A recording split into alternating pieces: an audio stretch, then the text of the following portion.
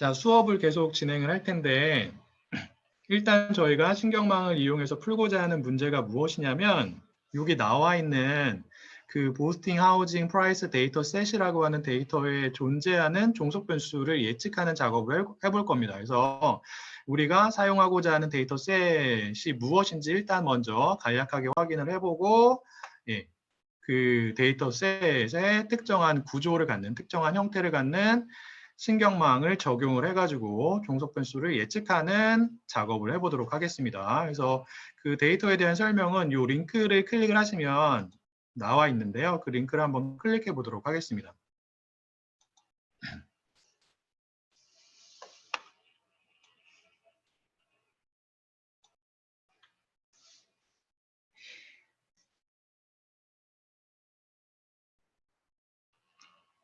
자, 여기서 보면 여러 가지 이제 변수에 대한 정보가 나와 있고요. 그 다음에 요 그 맨 밑에 있는 MEDV라고 하는 미디안 밸류라고 하는 요 변수가 종속 변수가 됩니다. 그래서 이 종속 변수가 무엇을 의미하냐면 보스턴 지역에 있는 여러 개의 도시들이 있거든요. 각각의 도시가 이제 하나의 관측치가 되는 거고 각각의 도시에 존재하는 집값들의 중앙값이 됩니다.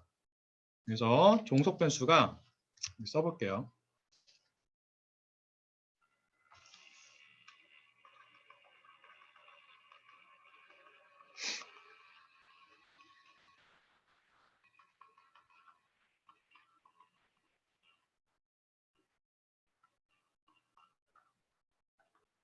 되는 거예요. 이게 종속 변수예요. 자, 종속 변수가 연속 변수인가요? 아니면 명목 변수인가요? 지금 우리가 풀고자 하는 문제에 대한 종속 변수가 연속 변수죠. 어떤 문제예요? 회귀 문제예요. 맞나요? 자, 회귀 문제를 풀기 위해서 우리가 신경망 모형을 사용을 할 겁니다. 자, 그럼 1차적으로 출력 노드는 몇 개인 모형이 될까요? 한 개죠. 왜? 우리가 풀고자 하는 문제가 회귀 문제이기 때문에 그래요. 그래서 출력 노드가 있고 이게 이제 입력이 되고 그 값이 그대로 출력이 되죠. 이렇게 G라고 표현하면 이게 무엇과 같은 거예요? i번째 관측치에 대한 종속 변수의 예측치가 되는 겁니다. 그래서 얘를 가지고 비용함수를 계산할 수 있고 그 비용함수를 이용해서 경사강법 혹은 제가 이전 시간에 설명드린 여러 가지 옵티마이저들 중에서 하나를 이용해 가지고 옵티말한 파라미터의 값을 찾을 수가 있는 거죠. 자, 그 다음에 확인을 해야 되는 게 무엇이냐면 독립변수에 대한 정보예요. 해당 페이지에 가면 여러 가지 이제 독립변수들이 있는데 보시면 되고요. 중요한 게 무엇이냐면 몇 개의 독립변수가 있느냐가 좀 중요하죠. 그래서 각각의 관측치, 즉 각각의 도시에 대한 13개의 독립변수가 있습니다. 대표적인 게 각각의 도시에 대한 뭐 범죄율 아니면 그 사람들의 평균 나이 이런 것들이 각각의 도시가 갖는 독립변수로 구성이 되어 있고요. 그러한 독립변수가 13개 존재하는 데이터 셋이 됩니다. 그래서 이 데이터 셋은 종속 변수의 값이 존재하는 데이터 셋이기 때문에 정답이 있는 데이터 셋이에요. 그럼 우리는 정답이 있는 데이터 셋을 일단 크게 두 개의 서로 다른 데이터 셋으로 구분을 해야겠죠. 무엇과 무엇으로? 정답이 있는 데이터 셋을 맞습니다. 훈련 데이터와 평가 데이터 셋으로 구분을 해야 돼요. 이제 그걸 기억하시면 되고 신경망 모형을 적용하기 위해서는 여러분들이 사용하고자 하는 신경망 모형의 구조를 결정을 하셔야 됩니다. 다시 한번 말씀을 드리지만 회귀 문제이기 때문에 출력 노드는 하나인 모형이 되는 거고 그 다음에 입력층에 존재하는 입력 노드의 수도 여러분들이 결정하는 게 아니죠. 여러분들이 갖고 있는 데이터 셋의 특성에 따라서 달라지는 거예요. 그래서 입력 노드의 수는 독립변수의 수와 동일하다고 얘기를 했습니다. 지금 독립변수가 몇 개 있는 데이터 셋이에요? 13개 있는 데이터 셋이에요. 그래서 입력 노드가 13개가 되겠죠. 그래서 입력층에 존재하는 총 노드의 수는 몇 개? 입력 노드 더하기 1개의 편향 노드 해서 입력층에는 총 14개의 노드가 있습니다. 맞습니다. 자, 여러분들이 결정해야 되는 부분이 뭐예요? 신경망 구조에 있어서 무엇과 무엇의 수?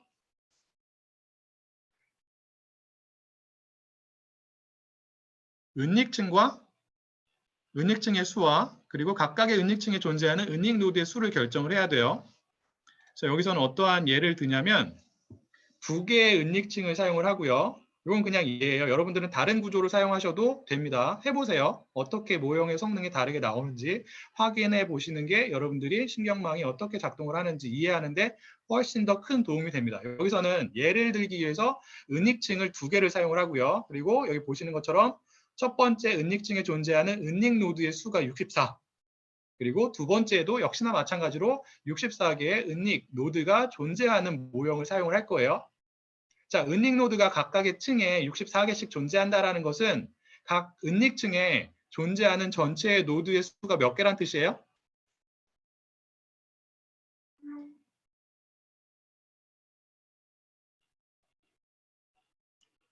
전체의 노드의 수는 은닉층에도 편향 노드가 하나씩 존재한다라고 얘기를 했죠. 그래서 은닉 노드 64 더하기 편향 노드 1개, 그래서 65개가 됩니다.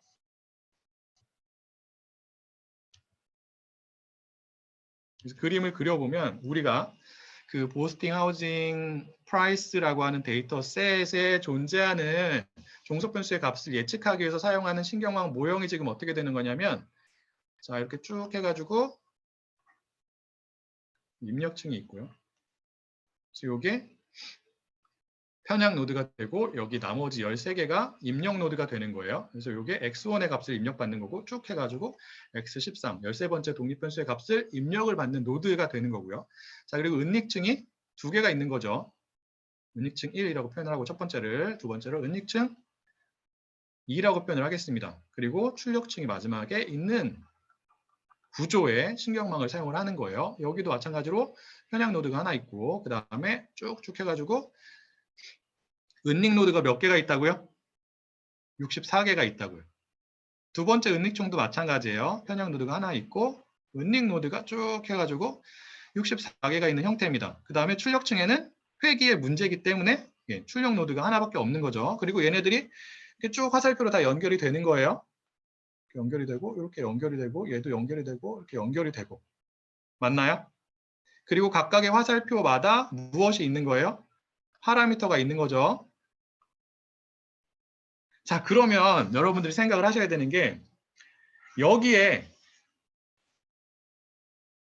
즉 입력층과 첫 번째 은닉층 사이에 존재하는 파라미터의 수는 전체 몇 개가 될까요? 자, 그리고 기억을 하셔야 되는 게 뭐냐면 편향 노드에는 어떠한 값도 입력되지 않아요. 편향 노드는 입력을 받는 게 아니라 출력만 합니다. 자, 그러면 요 사이에 존재하는 파라미터의 수는 몇 개가 될까요? 자, 입력층에 몇 개의 노드가 있어요? 14개가 있죠. 아, 거의 맞추셨는데 거의 맞추셨어요? 예, 64 곱하기 14가 됩니다. 왜? 화살표를 내보내는 노드가 이쪽에 입력층에 있는 노드들이잖아요. 거기에는 14개가 있어요. 입력 노드 13개 더하기 편향 노드 1개, 그래서 14개가 있고 그런 화살표들을 받는 노드가 첫 번째 은닉층에 64개가 있기 때문에 이 부분에 존재하는, 즉 입력층과 첫 번째 은닉층에 존재하는 파라미터의 전체 수는 14 곱하기 64가 됩니다. 이게 얼마죠? 모르죠. 800 얼마 나오는데 별로 중요하진 않아요.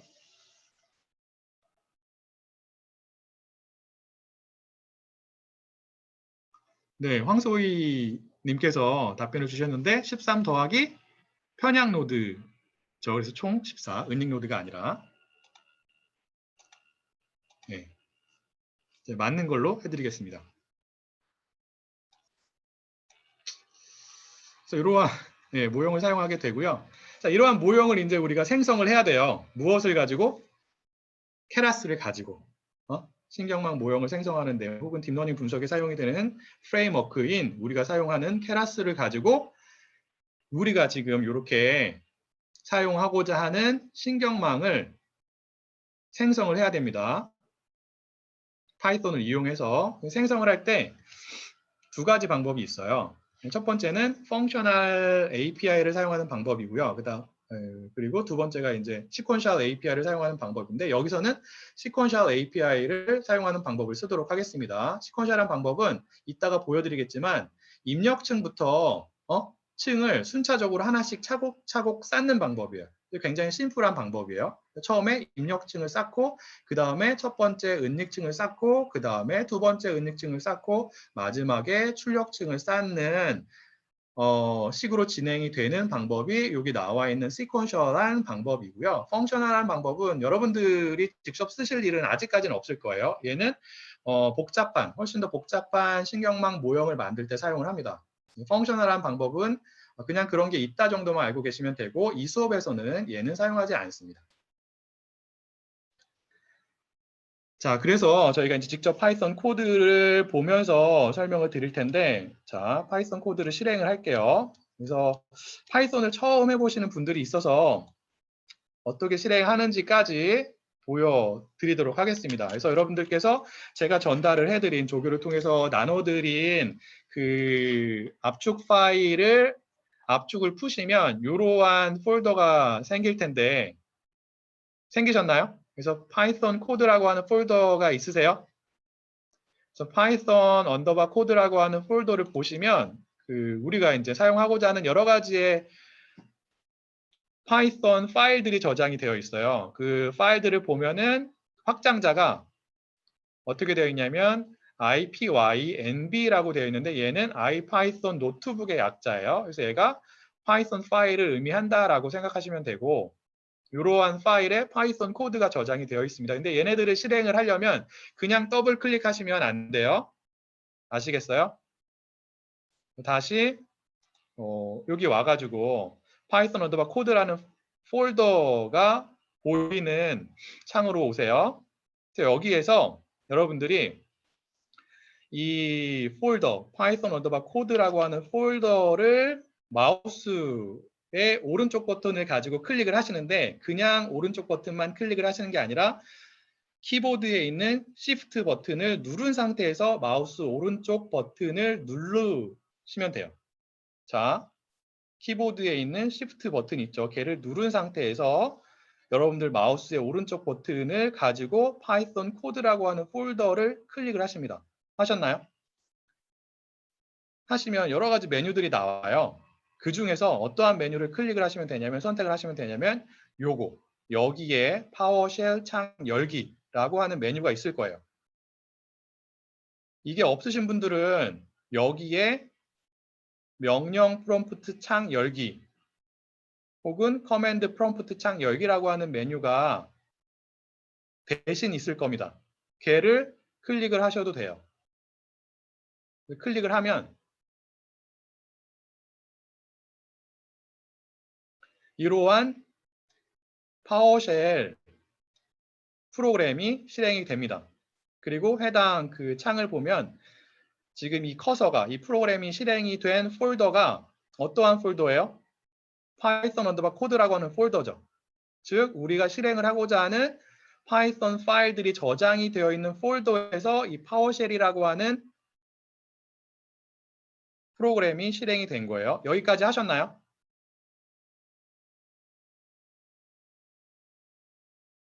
네, 여기에서 이제 주피터 노트북이라고 하는 파이썬 코딩을 위한 프로그램을 실행을 시키셔야 되는데 어떻게 실행을 시키시냐면 주피터 하고 띄고 노트북이라고 입력을 하시고 엔터를 치시면 돼요.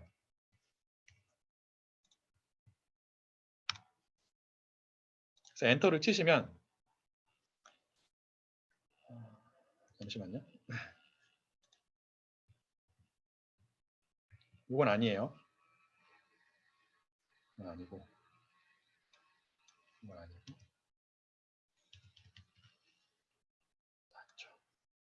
자, 요거로 입력하시고 엔터를 치시면 엔터가 안 쳐지나?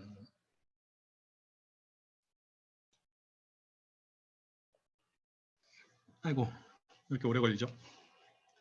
이게 뭐라고 나오고 기본 브라우저로 세팅이 되어 있는 브라우저를 통해서 주피터 노트북이 실행이 됩니다. 자, 이렇게 실행이 되셨을까요? 이 창이 보이셔야 돼요. 그래서 여기 보면은 그 파이썬 언더바 코드라고 하는 폴더에 저장이 되어 있는 파일들이 이렇게 나옵니다. 여기까지 되신 분들 다 되셨을까요?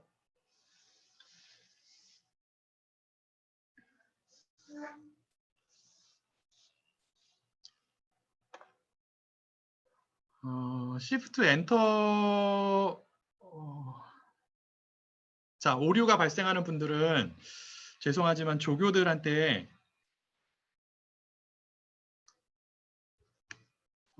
문의를 하시고요.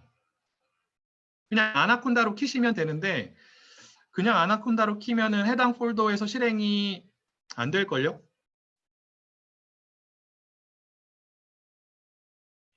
자, 안 되시는 분들은 그냥 보여드릴게요. 자, 윈도우에서 시작 버튼을 클릭을 하고 자, 안 되시는 분들, 그 방법이 안 되시는 분들은 아나콘다 폴더로 가셔가지고 여기에서 아나콘다 프롬프트를 실행을 하세요. 자, 아나콘다 프롬프트를 실행을 하신 다음에 자, 지금은 이 아나콘다 프롬프트가 실행되고 있는 그 폴더가 users 밑에 생이라고 하는 폴더, SANG라고 하는 폴더에서 실행이 되고 있는데 여기에는 우리가 실행을 하고자 하는 주피터 노트북 파일이 저장이 되어 있지 않아요. 일단 여기에서 어떠한 그 작업을 하셔야 되냐면 여러분들이 실행하고자 하는 주피터 노트북 파일들이 저장이 되어 있는 폴더로 이동을 하셔야 돼요. 어떻게 이동을 하느냐?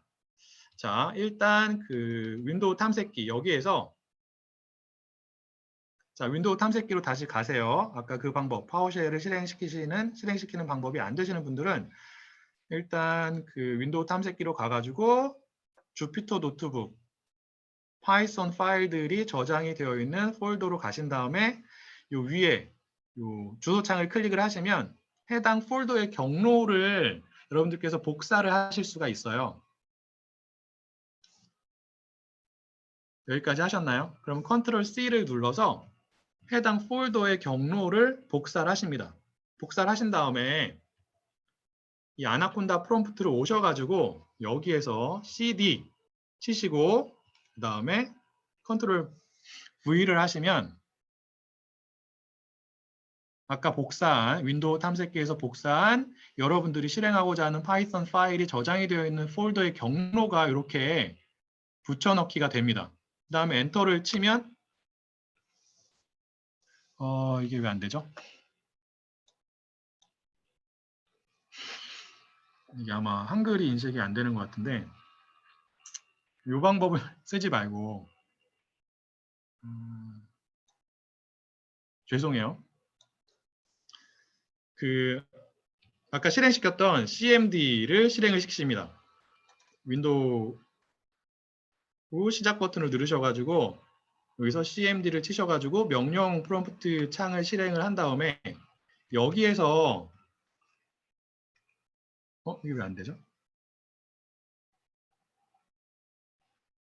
여러분들은 이동이 되시나요? 이게 원래 이동이 되어야 하는데 이렇게 해보신 분 계세요?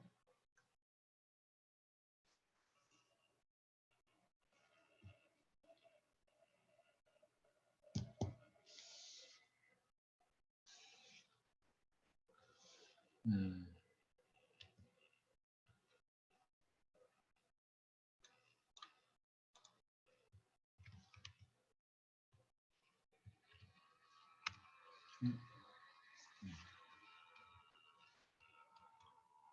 네, 파이썬 폴더 코드로 이동되면 되는 거예요.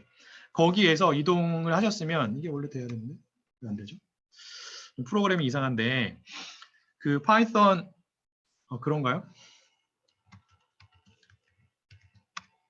예, 그러네요. 자, 그 폴더의 경로 양쪽에 큰 따옴표나 작은 따옴표도 될 것 같은데 붙여주시면 예, 작동을 한다고 합니다. 원래는 그걸 안 붙여도 되어야 하는데 지금 약간 그 경로상에 띄어쓰기 등이 여러 개 포함되어 있어가지고 컴퓨터가 인식을 제대로 못하는 것 같아요. 그래서 그 경로 양쪽 끝에 큰 따옴표를 붙여주시면 되고요. 그러면 이렇게 폴더로 이동을 하시게 되는데 여기에서 아까 제가 말씀을 드린 주피터 노트북이라고 하는 명령어를 실행시키면 됩니다. 여기에서 주피터 노트북이라고 명령어를 입력하셔서 실행시키시면 돼요.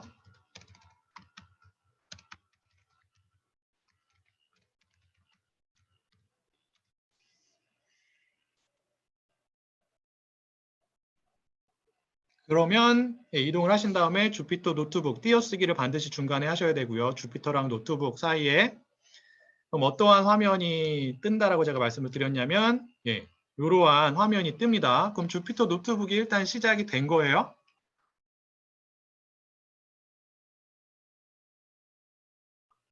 여기까지 가셨을까요? 네.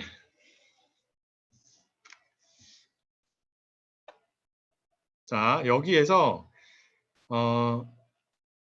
네, 됐습니다. 여기에서 어떠한 파일을 클릭을 하시냐면 실행을 시키시냐면 이 fnn housing example이라고 하는 파이썬 파일을 실행을 시키시면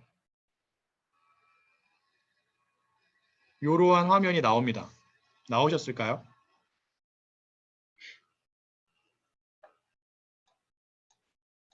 자, 보시면 이게 이제 주피터 노트북이 되고요. 하나의 주피터 노트북은 여러 개의 셀들로 구성이 되어 있습니다. 그래서 이게 첫 번째 셀이고, 이게 이제 두 번째 셀이고, 이게 두 번째 셀, 세 번째 셀 이런 식으로 되어 있는데 이 셀 안에 여러분들이 파이썬 코드를 입력을 하시고 실행을 시키면 파이썬 코딩을 하시게 되는 거예요. 그래서 관련된 코드를 제가 다 넣어놓은 상태고요. 여러분들은 실행만 시키시면 돼요. 실행을 어떻게 하느냐?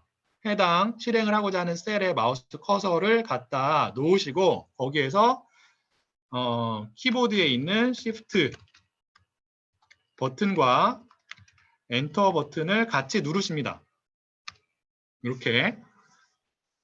그래서 보면은 이 첫 번째 셀을 실행하고자 한다라고 하는 경우에는 해당 셀에 마우스 커서를 이렇게 갖다 넣으시고 거기에서 Shift랑 엔터를 같이 누르시면 실행이 돼요.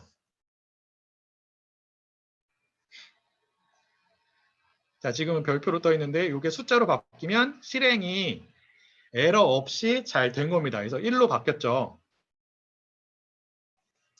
여러분들도 해보세요.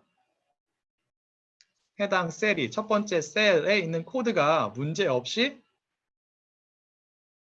실행이 되는지 그렇지 않은지 확인해 보세요.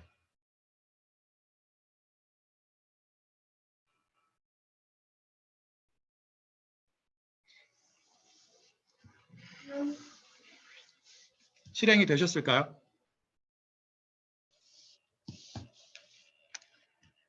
네. 자, 실행이 되신 분들은 모든 준비가 완벽하게 되신 거예요. 무엇을 가지고, 케라스를 가지고 신경망 모형을 이용해서 어떠한 데이터 분석을 할 수 있는 준비가 다 되신 겁니다. 텐서플로우도 설치가 잘 되신 거고요. 자, 코드의 내용을 간략하게 설명을 드릴게요. 일단 케라스를 사용하기 위해서는 케라스를 저장하고 있는 상위 툴 혹은 모듈인 텐서플로우를 임포트를 하셔야 되고요. 그래서 지금 보면은 이거 이제 파이썬 기초적인 내용이라서 원래 이 수업에서는 다루지 않는 내용인데 파이썬을 처음 하시는 분들이 있어가지고 간략하게 각각의 코드가 어떠한 역할을 하는지를 설명을 드리고 넘어가도록 하겠습니다. 그래서 보면은 import라고 하는 키워드가 있죠. 이 초록색으로 된 게 키워드라고 하는 건데 걔가 지금 TensorFlow라고 하는 모듈을 임포트를 하는 거예요. 그래서 모듈은 뭐 여러 가지 함수나 여러 가지 변수들 어떠한 특정한 태스크를 수행하는 데 필요한 여러 가지 함수나 변수를 저장하고 있는 컨테이너, 박스라고 생각하시면 되고요. 혹은 하나의 파일이라고 생각하시면 됩니다. 특정한 모듈에 저장이 되어 있는 어떠한 펑션이나 혹은 변수를 사용하기 위해서는 일단 여러분들이 import라는 키워드를 사용해서 여러분들이 지금 사용하고 있는 주피터 노트북으로 임포트를 하셔야지만 사용하실 수가 있어요. 그래서 import라는 키워드를 사용해서 TensorFlow라고 하는 모듈을 임포트를 하고 있는 건데, 이 asTF는 무엇을 의미하냐면 이 TensorFlow라고 하는 모듈의 이름이 너무 길기 때문에 얘를 그냥 짧게 TF로 줄여서 우리가 임포트를 하자라고 하기 위해서 as라는 키워드를 사용해서 TF로 줄여서 우리가 불러오고 있는 거고요. 자, 그 다음에 여기 이제 from TensorFlow import keras 는 무엇이냐면, 자, keras가 어디에 저장이 되어 있는 모듈이라고요? 얘는 TensorFlow라고 하는 상위 모듈에 저장이 되어 있는 하위 모듈이에요. 그래서 얘를 불러오기 위해서 어떻게 하냐면 TensorFlow라고 하는 모듈로부터, 그래서 from이라는 키워드를 쓴 거고요. 뭐뭐로부터, 어디로부터? TensorFlow라고 하는 모듈로부터 무엇을 임포트를 해라? keras라고 하는 모듈을 임포트를 해라라는 뜻입니다. 그래서 keras를 사용하기 위해서 우리가 이런 식으로 keras 모듈을 임포트를 합니다. 자, 그 다음에 요 세 번째 라인에 해당하는 부분이 무엇이냐면, 자, 지금 우리가 어떠한 데이터셋을 사용하고자 하냐면 보스턴 하우징 프라이스에 대한 데이터셋을 사용하고자 하는 거잖아요. 맞나요? 그 데이터셋 같은 경우에는 케라스에 저장이 되어 있습니다. 그래서 케라스를 통해서 우리가 해당 데이터를 다운로드 받을 수가 있고요.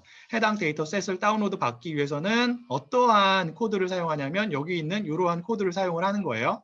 그래서 케라스가 가지고 있는 데이터셋이라고 하는 하위 모듈 안에 보스턴 하우징이라고 하는 또 다른 모듈이 있는데, 그 모듈에 존재하는 로드 언더바 데이터라고 하는 펑션을 사용을 하면은 우리가 사용하고자 하는 보스턴 하우징 프라이스에 대한 데이터셋을 우리가 다운로드 받을 수가 있고요. 근데 그 데이터를 다운로드 받기 위해서 여기 있는 로드 언더바 데이터라고 하는 함수를 사용하면 이 함수가 서로 다른 네 가지의 데이터를 리턴을 합니다. 그게 무엇이냐면, 자, 이 보스턴 하우징 프라이스 데이터는 정답이 있는 데이터라고 했어요. 얘를 일단 우리가 어떠한 데이터와 어떠한 데이터로 구분을 해야 된다고요? 학습 데이터와 평가 데이터로 구분을 해야 된다고 했죠. 맞나요? 네, 그 작업을 누가 알아서 해주냐면 요 로드 언더바 데이터라고 하는 펑션이 알아서 해줍니다. 그래서 전체에 정답이 있는 데이터를 학습 데이터와 평가 데이터로 구분해서 리턴을 해요. 어떠한 펑션이요? 이 펑션이요. 그래서 로드 데이터를 잠깐 설명을 드릴게요. 자, 로드 데이터 펑션을 사용하면 전체의 정답 데이터가 있겠죠. 보스팅 하우징 프라이스에 대한 전체의 정답 데이터가 있고요. 얘를 두 가지로 나눠서 리턴을 합니다. 어떠한 펑션이 로드 데이터 펑션이 학습 데이터와 평가 데이터. 그리고 각각의 데이터 셋, 즉 학습 데이터 셋과 평가 데이터 셋을 보면은 독립변수 정보와 그 다음에 종속변수 정보가 있겠죠. 맞나요? 걔네들을 또 구분을 해요. 독립변수에 대한 데이터와 그 다음에 종속변수에 대한 데이터.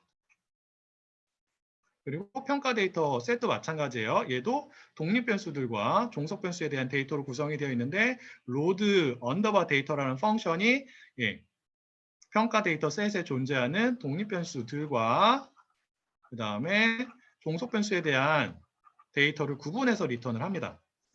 그래서 로드 언더바 데이터가 리턴하는 데이터는 크게 이렇게 네 가지 종류가 되는 거예요. 학습 데이터에 존재하는 독립변수에 대한 데이터, 그리고 두 번째는 학습 데이터에 존재하는 종속변수에 대한 데이터, 그 다음에 세 번째는 평가 데이터에 존재하는 독립변수에 대한 데이터, 그 다음에 네 번째는 평가 데이터 셋에 존재하는 종속변수에 대한 데이터가 됩니다. 걔네들을 받는 거죠. 어디에서?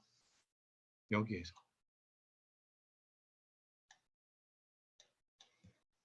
독립변수, 종속변수는 로드 데이터라고 하는 펑션이 그 안에서 독립변수와 종속변수를 구분하는 작업까지 해주는 거예요. 원래는 사람이 해야겠죠. 근데 여기서는 로드 언더바 데이터라고 하는 펑션이 그 작업까지 해주는 겁니다.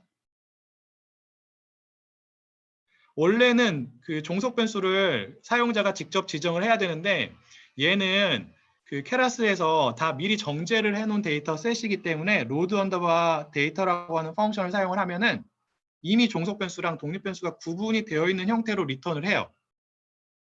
네, 원래는 사람이 해야 됩니다. 근데 요거는 케라스에서 제공하는 데이터 셋이기 때문에 이렇게 간단하게 여러분들이 불러오실 수가 있는 거예요. 케라스에서 제공하지 않는 데이터 셋을, 즉 여러분들이 가지고 있는 데이터 셋을 사용하기 위해서는 여러분들이 직접 정답이 있는 데이터 셋을 학습 데이터와 평가 데이터로 구분을 하고, 네, 맞습니다. 그리고 각각의 데이터 셋에 존재하는 독립 변수와 종속 변수를 구분하는 작업을 직접 해주셔야 돼요. 그것까지 했으면 좋겠지만 그건 이제 파이썬의 어떻게 보면 기본적인 내용에 해당이 되기 때문에 제가 여기에는 포함을 시키지 않았습니다.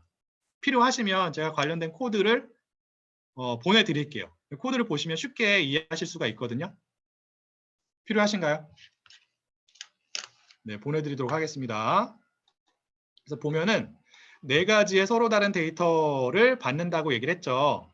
걔네들을 이렇게, 얘네들이 이제 하나의 변수가 되는데 각각의 서로 다른 변수의 값으로 우리가 저장을 합니다. 그래서 보면은 이 두 개가 뭐냐면 학습 데이터에 존재하는 데이터 셋이에요. 그래서 하나가 독립 변수 정보를 담고 있는 변수가 되고요. 그리고 얘가 train underbar target라고 하는 변수가, 이 변수의 이름은 여러분들이 다르게 지정하셔도 됩니다. 근데 저는 이렇게 그냥 지정을 한 거예요. 그래서 이 train underbar target라고 하는 변수 안에 어떠한 데이터가 저장이 되어 있냐면 학습 데이터에 존재하는 종속 변수에 대한 데이터가 저장이 되어 있습니다. 여기에는 어떠한 데이터가 저장이 되어 있다고요? 학습 데이터에 존재하는 독립 변수에 대한 데이터가 저장이 되어 있는 거예요.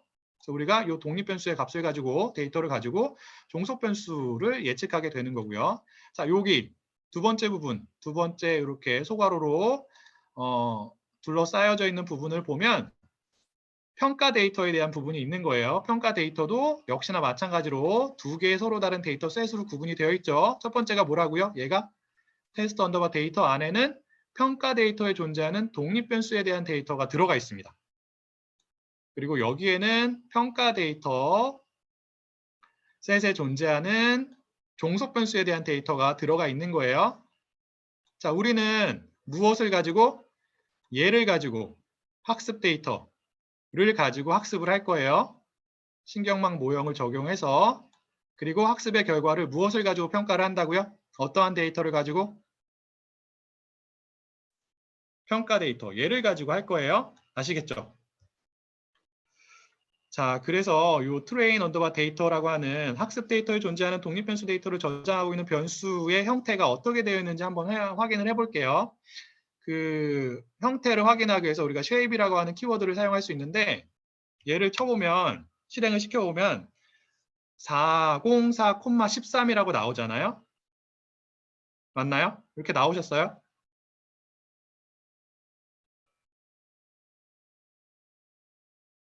네, 이게 무엇을 의미하냐면 이 트레인 언더바 데이터라고 하는 변수 안에는 데이터가 행렬의 형태로 저장이 되어 있는데 행의 수가 쭉 해가지고 행이 여러 개 있는 거죠.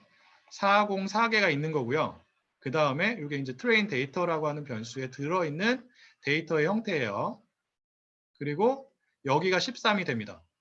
칼럼이 13이 되는 거죠. 행이 404고, 그래서 칼럼이 이렇게 있는 거예요. 자, 각각의 칼럼이 무엇을 의미할까요? 각각의 칼럼에 어떠한 정보가 들어있을까요? 첫 번째 칼럼의 정보가 뭐냐면 첫 번째 독립변수의 정보예요. x1의 정보고 두 번째 칼럼이 x2의 정보죠. 자, 그러면 요 각각의 행은 무엇을 의미할까요?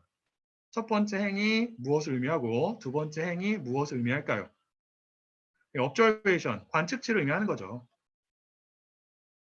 자, 여러분들 보통 데이터 준비하시면 엑셀이나 뭐 CSV 형태의 텍스트 파일로 준비를 많이 하시잖아요. 그 형태랑 동일한 형태라고 생각하시면 돼요. 그래서 행에는 각각의 관측치의 정보가 들어가 있는 거고 열에는 각각의 독립변수에 대한 정보가 들어가 있는 겁니다. 지금 우리가 다루는 데이터 셋에는 몇 개의 독립변수가 있다고 제가 말씀을 드렸죠? 각각의 관측지, 즉 각각의 도시에 대한 13개의 서로 다른 독립변수가 존재한다라고 얘기를 한 거예요. 그래서 학습 데이터에 존재하는 독립변수에 대한 데이터를 저장하고 있는 이 변수, 트레인 언더바 데이터라고 하는 변수의 그 형태를 보니까 이렇게 된 거죠.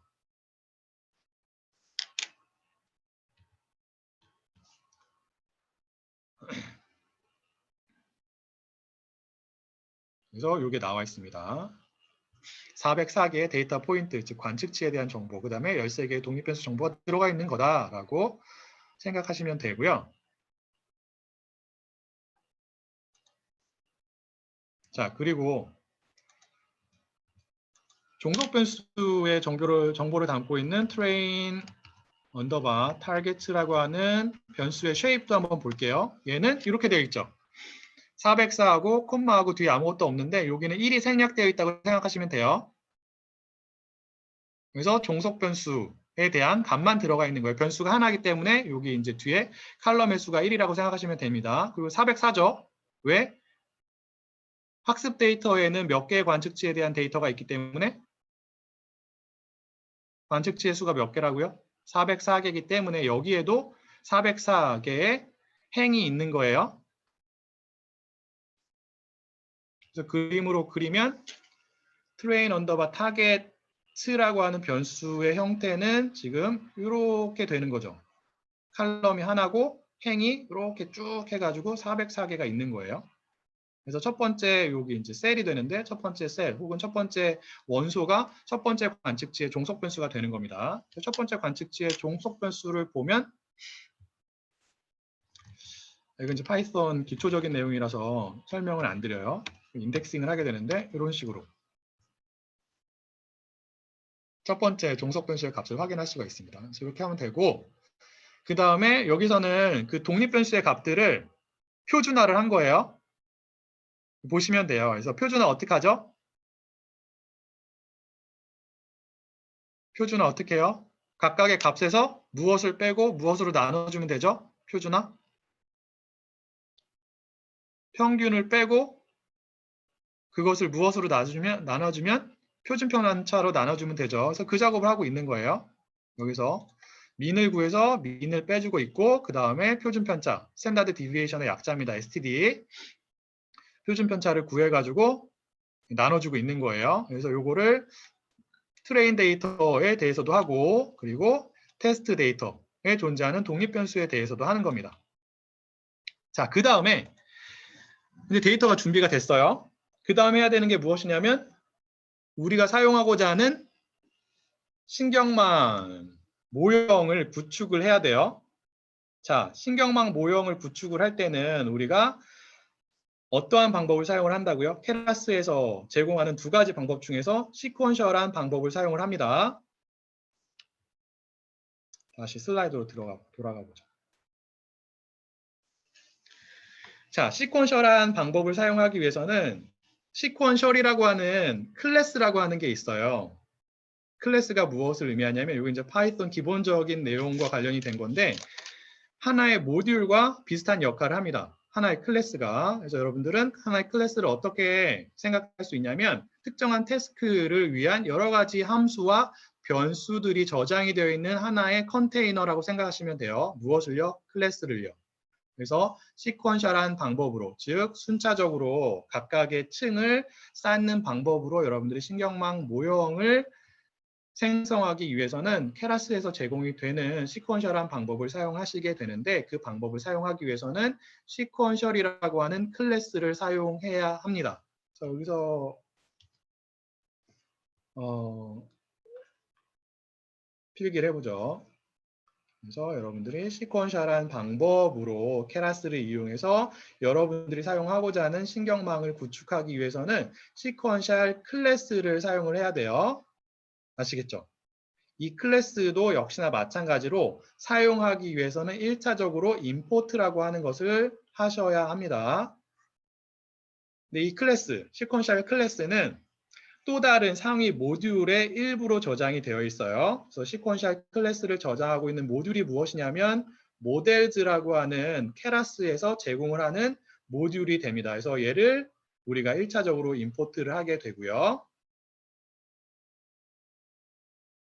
자, 그래서 여기 이제 코드를 보시면 케라스에서 제공을 하는 모델즈라고 하는 모듈을 임포트를 하고 있죠. 맞나요?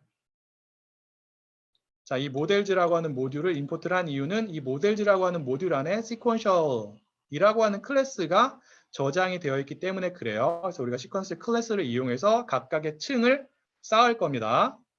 그리고 각각의 층에 대한 정보 또한 클래스로 제공이 되는데 그러한 클래스에 대한 정보가 그러한 클래스가 어떠한 모듈에 저장이 되어 있냐면 케라스에서 제공을 하는 레이어즈라고 하는 모듈에 저장이 되어 있습니다. 그래서 레이어즈 모듈을 역시나 동일한 방법으로 임포트를 하는 거예요. 자, 얘네들을 왜 임포트 하시는지 아시겠죠?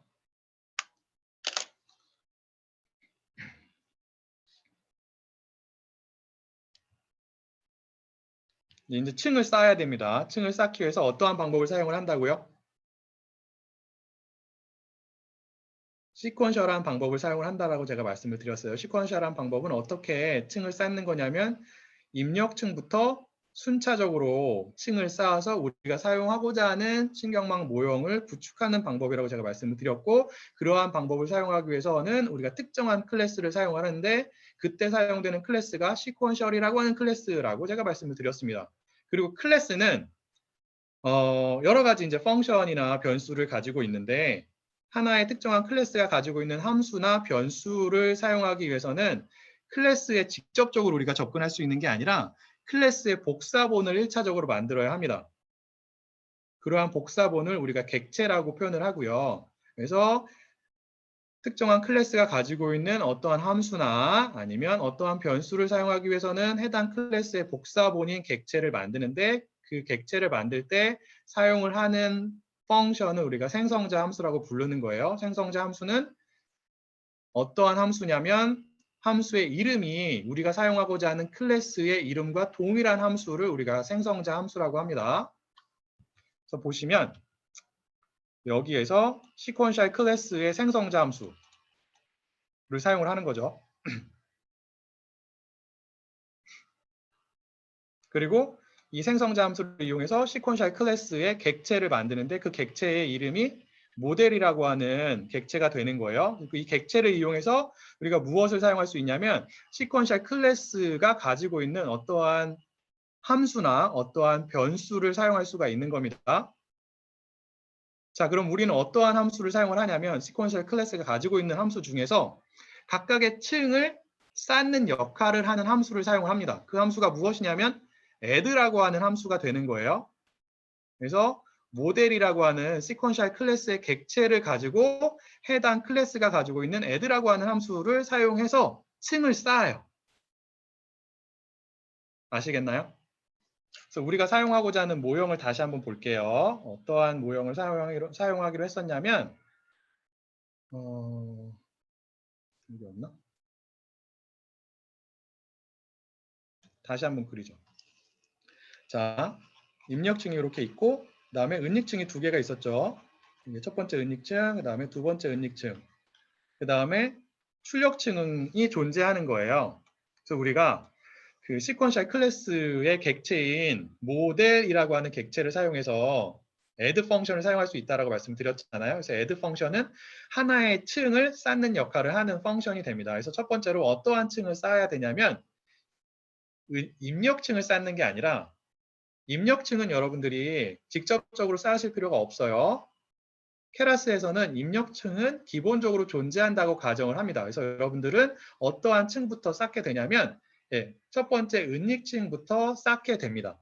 add라는 펑션을 사용해서 그래서 add라는 펑션을 한 번 사용해서 첫 번째 은닉층을 쌓고요. 그 다음에 또 add라는 펑션을 한 번 더 사용해서 두 번째 은닉층을 쌓고요.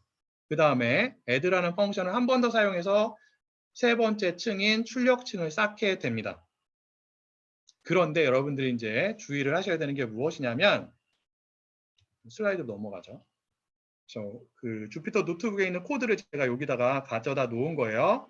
그래서 아까 이건 설명을 드린 거고 여기서 첫 번째로 add라는 펑션을 사용해서 하나의 층을 쌓고 있는데 그 층의 이름이 dense라고 하는 층이에요. 왜 은닉층을 쌓아야 되는데 여기는 덴스라고 하는 층을 쌓느냐라고 생각하실 수가 있는데 케라스에서는 요 밑에 설명이 나온 것처럼 은닉층과 출력층을 덴스층, 덴스 레이어라고 표현을 합니다. 왜 덴스 레이어라고 표현하는 이유는 무엇이냐면 자, 우리가 사용하고자 하는 신경망을 보면은 이렇게 화살표로 다 연결이 되어 있잖아요. 맞나요? 다 이렇게 연결이 되어 있어요. 자, 노드들이 굉장히 빽빽하게 연결이 되어 있죠. 빽빽하게 노드들이 연결이 되어 있다는 뜻으로 이러한 층들을 케라스에서는 덴스층 혹은 덴스 레이어라고 부릅니다. 그래서 여러분들이 하나의 은닉층, 또 다른 은닉층, 그 다음에 출력층 이렇게 전체 3개의 새로운 층을 쌓아야 되는데 케라스에서는 얘네들이 다 어떠한 층으로 불리게 되냐면 혹은 간주가 되냐면 덴스 층으로 간주가 됩니다. 사용이 되는 거예요. 그래서 덴스층을 몇 개를 쌓아야 되는 거예요? 3개를 쌓아야 되는 거예요. 아시겠나요?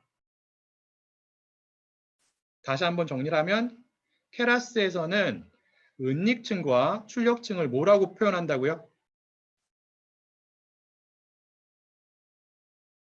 덴스 레이어라고 표현을 합니다. 그래서 여러분들이 덴스라고 하는 층을 쌓는데 덴스라고 하는 층은 우리가 앞에서 임포트한 레이어즈에서 제공이 되는 클래스의 형태로 제공이 되는 거예요.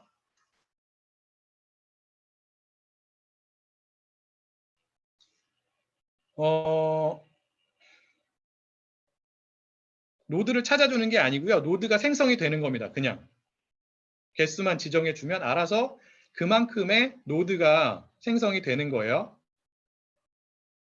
자, 우리가 첫 번째 은닉층과 두 번째 은닉층에서 몇 개의 은닉 노드를 사용한다고 앞에서 결정을 한 거죠. 가정을 한 거죠. 기억나세요?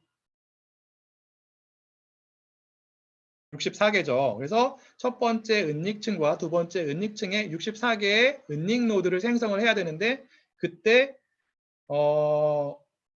그러한 64개의 은닉 노드를 생성하기 위해서 댄스라고 하는 클래스의 생성자 함수의 첫 번째 인자로 64, 우리가 생성하고자 하는 노드의 수에 대한 값을 전달을 합니다. 그리고 또 여러분들이 지정을 해야 되는 게 무엇이냐면 자, 은닉 노드에는 어떠한 함수가 존재한다고요? 은닉 노드마다 활성화 함수가 존재합니다. 그리고 일반적으로 사용되는 활성화 함수 4가지를 제가 말씀을 드렸죠. 기억나세요? 로지스틱, 지그모이드라고 하는 활성화 함수가 있었고요. 그 다음에 하이퍼볼릭 탄젠트가 있었고, 그 다음에 렐루가 있었고, 그리고 리키 렐루가 있었습니다. 자, 여기서는 어떠한 활성화 함수를 사용하고 있는 걸까요? 예, 렐루 펑션을 사용하고 있는 거예요. 그래서 액티베이션이라고 하는 얘를 이제 파라미터라고 부릅니다. 얘는 파이썬에서 사용되는 함수가 갖는 파라미터예요. 여러분들이 사용하는 모형이 갖는 파라미터가 아니라 그건 이제 파이썬 코딩과 관련된 용어가 되는데 이 액티베이션 파라미터의 값으로 여러분들이 사용하고자 하는 활성화 함수의 이름을 입력을 합니다. 여기서는 렐루 활성화 함수를 사용하기 위해서 렐루라고 하는 값을 입력을 한 거고요. 자, 그 다음에 시간이 조금 지났는데 요거까지만 설명을 드리고 오늘 수업을 마칠게요. 자, 그 다음에 여러분들이 이 첫 번째 은닉층에서 지정을 해야 되는 부분이 또 있는데 그게 무엇이냐면 input shape이라고 하는 파라미터의 값이에요. 그래서 이 input shape의 값으로 무슨 값을 입력을 해야 되냐면 입력층에 존재하는 노드의 수를 지정을 해야 돼요. 자, 입력층에는 몇 개의 노드가 존재하죠? 입력 노드가 편향 노드 빼고 우리가 사용하는 분석하고자 하는 데이터셋에 존재하는 독립변수의 수가 13개이기 때문에 입력 노드의 수는 13개예요. 그래서 input shape이라고 하는 이 파라미터의 값으로 13을 입력하시면 돼요. 13을 직접 숫자로 입력을 해도 되지만 그 트레인 데이터하고 점하고 shape이라고 하는 아까 키워드를 쳤을 때 404, 13이라고 하는 서로 다른 두 개의 값이 나왔잖아요. 그래서 얘가 첫 번째 자리에 있는 값이고 얘가 이제 두 번째 자리에 있는 값인데 첫 번째 자리의 값은 숫자 0으로 우리가 접근할 수 있고요. 이런 값들을 인덱스라고 표현을 합니다. 그리고 두 번째 자리에 있는 원소의 값은 인덱스 값 1로 접근을 할 수가 있어요. 그래서 우리가 여기 1을 넣어가지고 13이라고 하는 값을 추출을 하는 거예요. 그래서 이런 식으로 보통은 입력 노드에 존재하는 입력 노드의 수를 input shape이라고 하는 파라미터의 값으로 우리가 지정을 하게 됩니다. 보면 13이 나오죠. 얘네들을 실행을 시켜요. 그래서 얘를 실행을 시킵니다. 그리고 얘는 뭐예요? 몇 번째 은닉층이 될까요? 얘는 우리가 첫 번째 add 펑션을 사용해 가지고 첫 번째 은닉층을 이렇게 추가를 했어요. 그 다음에는 어떠한 층을 쌓아야 되죠? 두 번째 은닉층을 쌓아야 돼요. 자, 두 번째 은닉층 같은 경우에는 은닉 노드가 몇 개 존재해요? 역시나 마찬가지로 64개가 존재합니다. 그래서 64를 입력한 거예요. 여러분들이 이거 바꿔보실 수 있어요. 마음대로. 32 뭐 이런 식으로 아니면 뭐 100 이런 식으로 바꿔도 돼요. 여기서는 그냥 64를 사용을 한 거죠. 그 다음에 또 어떠한 펑션을 지정을 해야 돼요? 해당 은닉층에서 사용하고자 하는 활성화 함수를 지정하셔야 돼요. 그래서 여기서는 렐루 펑션을 사용을 합니다. 역시나 마찬가지로 여러분들은 다른 펑션을 사용을 해도 됩니다. 자, 그리고 마지막으로 어떠한 층을 쌓아야 돼요? 두 개의 은직층을 쌓아야 돼요. 이제 마지막으로 쌓아야 되는 층이 뭐예요? 출력층이죠. 자, 출력층에는 노드가 몇 개밖에 없어요, 지금? 하나밖에 없어요. 그리고 활성화 함수가 있다고요? 없다고요? 해당 출력 노드에는 없어요. 왜? 우리가 어떠한 문제를 풀고자 하기 때문에 회귀 문제를 풀고자 하기 때문에 회귀 문제는 출력 노드가 하나고 해당 출력 노드에는 활성화 함수가 없다라고 말씀드렸고, 만약에 우리가 분류의 문제를 푼다라고 하는 경우에는 활성화 함수가 있다고 그랬죠. 어떠한 펑션? 분류의 문제 같은 경우에는 출력 노드에 활성화 함수가 소프트 맥스가 있습니다. 그건 나중에 보여드릴게요. 그래서 이거를 돌리시면 여러분들이 사용하고자 하는 신경망이 구축이 되었어요. 어떻게 확인할 수 있냐면 summary라고 하는 펑션을 사용해서 여러분들이 구축한 신경망의 형태를 확인을 하실 수가 있어요. summary라고 하는 펑션을 사용해 보면 이렇게 여러분들이 쌓은 층들에 대한 정보가 나옵니다. 입력층의 정보는 안 나와요. 그렇다고 입력층이 없는 건 아니에요. 입력층은 케라스 같은 경우는 기본적으로 존재합니다. 명시적으로 생성할 필요가 없어요. 그래서 여기에 나온 거 보면은 요 댄스라고 하는 층이 있죠. 이게 하나의 층이에요. 얘가 몇 번째 은닉층이 된다고요? 얘가 첫 번째 댄스 레이어가 첫 번째 은닉층이 되는 거예요. 얘가 두 번째 은닉층이에요. 얘는 뭐예요? 은닉층이 아니라 출력층이 되는 거죠. 아시겠어요? 그래서 첫 번째 은닉층에 은닉 노드가 64개가 있는 거고 두 번째 은닉층에 은닉 노드가 64개가 있고 마지막에 출력층에 출력 노드가 하나가 있는 겁니다. 자, 이 얘는 파라미터 수를 의미하는데 얘는 어떠한 레이어에 존재하는 파라미터의 수가 되냐면 입력층과 첫 번째 은닉층 사이에 존재하는 파라미터의 수가 되는 거예요.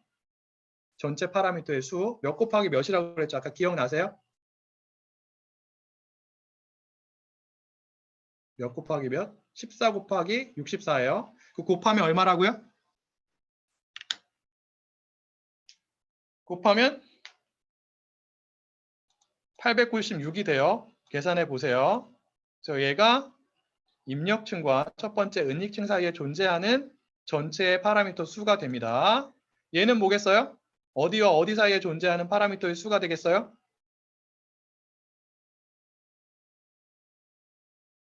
첫 번째 은닉층과 두 번째 은닉층 사이에 존재하는 파라미터의 수예요. 얘는 몇 곱하기 몇일까요? 4160이라고 하는 파라미터의 수는 몇 곱하기 몇을 해서 나온 걸까요? 네, 맞습니다. 첫 번째 은닉층에 존재하는 전체의 노드의 수 64 더하기 1 곱하기 두 번째 은닉층에 존재하는 은닉 노드의 수 64 해서 4160이라고 하는 값이 나온 거고요. 얘는 왜 65가 나온지 아시겠죠? 얘는 두 번째 은닉층과 출력층 사이에 존재하는 파라미터의 수예요. 두 번째 은닉층에는 전체 몇 개의 노드가 존재해요? 65죠. 그래서 65 곱하기 1이에요. 얘는 왜 이렇게 나온지 아시겠어요? 그래서 우리의 모형이 갖는 전체 파라미터의 수가 이렇게 됩니다. 얘네들은 뭐예요? 5121, 5121개는 이 값들을 다 각 층에 존재하는 파라미터의 수를 다 더한 거예요. 그래서 896, 4160, 65, 65를 더하면 5121이 됩니다.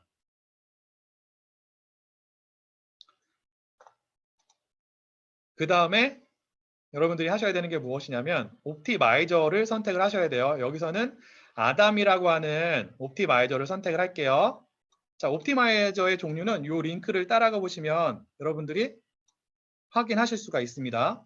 요거는 내일 기회가 되면 다시 한번 설명을 드릴게요. 여기서는 이제 아담이라고 하는 저희가 공부한 여러 가지의 옵티마이저 중에서 아담이라고 하는 옵티마이저, 즉 경사광법을 사용을 하는 거고요. 그래서 얘를 불러오고 그 다음에 컴파일이라고 하는 펑션을 사용을 해가지고 우리가 사용하고자 하는 옵티마이저와 그 다음에 비용함수를 지정을 해야 돼요. 우리가 어떠한 옵티마이저를 쓰는 거예요? 아담이라고 하는 옵티마이저를 쓰는 거죠. 그래서 컴파일이라고 하는 펑션이 갖는 옵티마이저라고 하는 파라미터의 값으로 아담, 우리가 쓰고자 하는 옵티마이저의 이름을 입력을 해야 되고요. 그리고 비용함수를 선택을 해야 돼요. 자, 지금 우리가 어떠한 문제를 풀고 있는 거예요? 회귀 문제를 풀고 있죠. 회귀 문제에서는 보통 어떠한 비용함수를 사용을 한다고요? MSE예요. 그래서 비용함수를 우리가 보통 이제 코스트 펑션이라고 하는데 로스 펑션, 손실 함수로 표현하는 경우도 있어요. 그래서 여기서는 해당 파라미터가 로스가 되는 겁니다. 손실을 의미하는. 그리고 그 파라미터의 값으로 우리가 사용하고자 하는 비용함수의 이름을 입력을 합니다. MSE를 입력을 하는 거죠.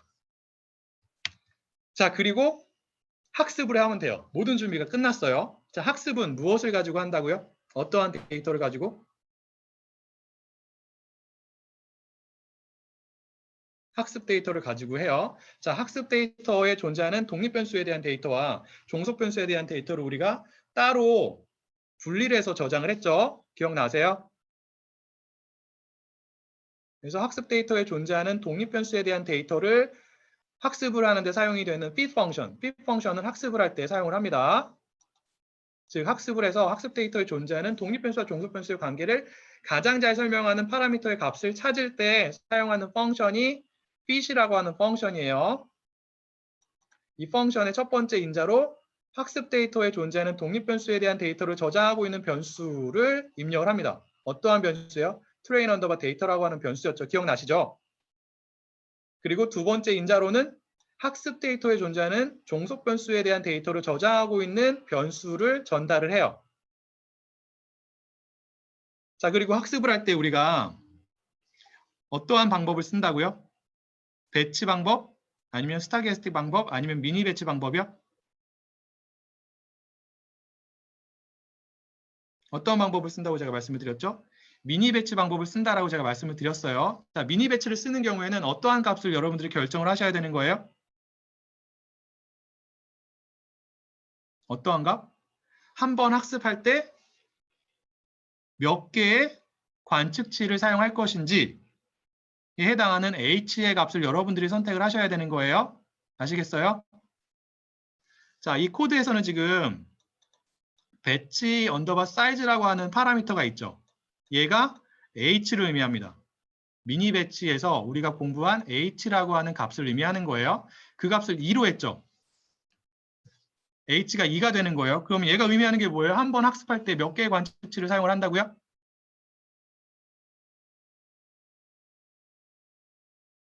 두 개의 관측치를 사용을 하는 거예요. 얘는 하이퍼 파라미터예요. 그 값을 바꿔도 돼요. 16으로 바꾸셔도 되고 다른 값으로 바꿔도 됩니다. 여기서는 저는 16으로 해볼게요. 자, 그 다음에 하나 제가 설명드리지 않은 파라미터가 있는데 여기 이제 에폭이라고 하는 게 있어요. 이 에폭은 아마 슬라이드에 안 나왔네요. 슬라이드에 안 나와 있고 여기도 안 나왔네. 이 F혹은 뭐냐면 그 학습 데이터를 몇 번 반복해서 사용할 것인지를 의미합니다. 그래서 F혹이 지금 80이라고 되어 있는 거잖아요. 하나의 학습 데이터, 전체 학습 데이터를 몇 번 반복해서 학습을 하는 거예요? 80번 반복해서 학습을 한다는 뜻이에요. 그래서 학습 데이터를 한 번 더 한 번 전체적으로 이용을 해가지고 학습을 하고 거기서 끝나는 게 아니라 학습 데이터를 또 한 번 이용하고 또 한 번 이용하고 이렇게 해가지고 몇 번 반복하는 거예요? 학습 데이터를 사용하는 그 횟수가 80번이 됩니다. 그래서 전체 학습 데이터를 몇 번 반복해서 사용하는지에 대한 파라미터가 F혹이라고 하는 파라미터의 값이 되는 거예요. 요 그 배치 사이즈랑 F혹 관련해서는 내일 추가적으로 설명을 드리겠고 요걸 그냥 실행시켜 보세요. 80은 너무 많으니까 지금 시간이 별로 없어서 10만 할게요. 10번 학습 데이터를 반복을 해가지고 학습을 하고 있는 거예요. 그래서 이렇게 학습이 끝났어요. 학습이 끝나면 그 파라미터의 최저값이 결정이 됩니다. 그리고 무엇을 해야 돼요? 그 최저값을 가지고 학습이 끝났어요. 그래서 구체적인 파라미터의 값을 갖는 모형이 도출이 된 거예요. 그럼 그 다음에 해야 되는 작업이 무엇이죠? 평가 데이터로 평가를 하는 거예요. 맞습니다. 자, 그 부분이 여기 있는 거죠. 그래서 어떠한 펑션을 이용해서 평가를 의미하는 evaluate라고 하는 펑션을 이용해서 어떠한 데이터를 가지고 평가 데이터를 이용해서 평가를 합니다. 자, 여기도 마찬가지로 두 개의 인자를 전달하게 되는데 평가 데이터에 존재하는 독립변수에 대한 데이터를 저장하고 있는 변수가 첫 번째 인자로 들어가고요. 그 다음에 평가 데이터에 존재하는 종속 변수에 대한 데이터를 저장하고 있는 변수가 두 번째 인자로 전달이 됩니다. 그래서 평가를 하는 거죠. 이렇게. 자, 그러면 얼마의 값이 나오냐면 51.415가 나왔어요. 여러분들은 저랑 다른 값이 나올 수도 있어요. 자, 이 값이 무엇을 의미하냐면 MS2의 값을 의미해요. 비용함수의 값을. 어떤 데이터에 대한 평가 데이터에 대한. 근데 비용함수의 값은 절대적인 기준이 없어요. 그래서 이 값만 보고서는 우리의 모형이 얼마나 좋은지 나쁜지를 알 수가 없다고요.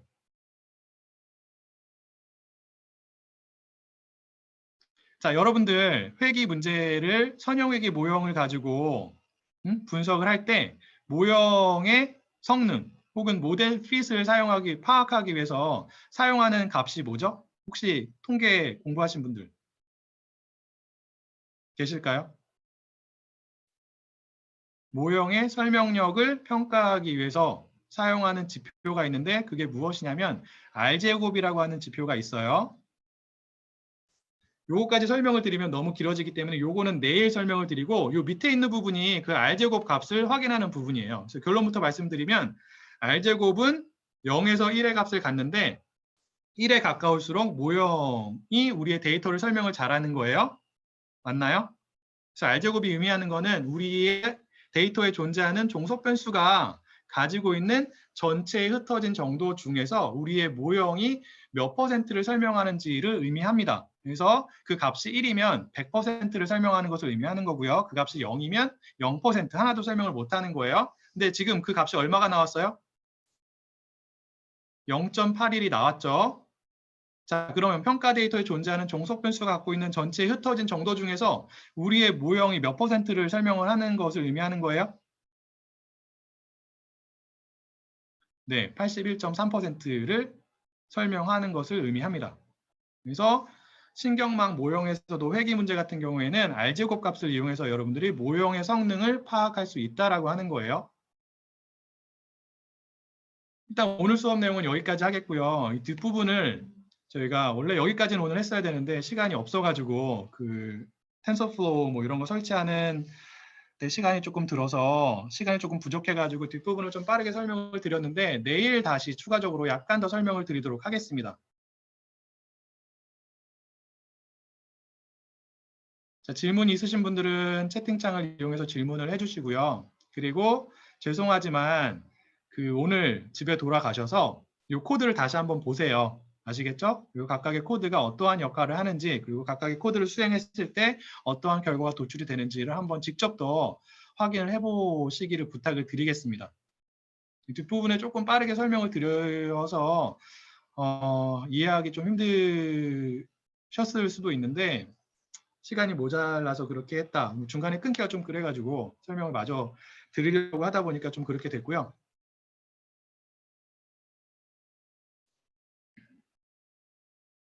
네, 오늘 수업은 여기까지 할 거니까 질문이 없으신 분들은 나가셔도 됩니다.